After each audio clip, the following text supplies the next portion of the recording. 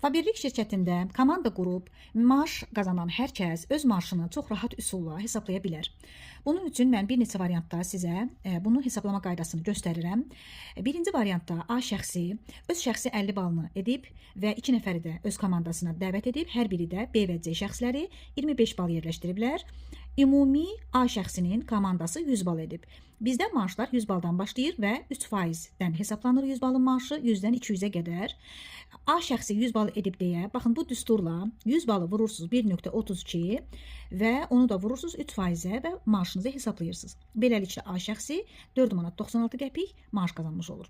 İkinci variantda A şəxsi öz şəxsi 50 balını yenə yerləşdirib, maaş üçün minimal 50 bal olmalıdır xanımlar maaş almaq üçün və A şəxsi də 50 balını edib və komandasına 4 nəfər dəvət edib, hər biri də 50 balını yerinə yetirib.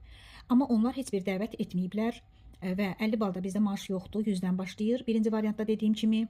Ona görə də bütün ballar toplanır və A şəxsi komandası ilə birlikdə 250 bal etmiş olur.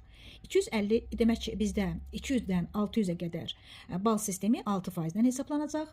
Ona görə də 250 balı yenə vuracaqsınız 1.32-yə, onu da vurursunuz 6%-ə və A şəxsinin maaşı kataloq ərzində topladığı ballara görə 19 manat 80 azayın olur.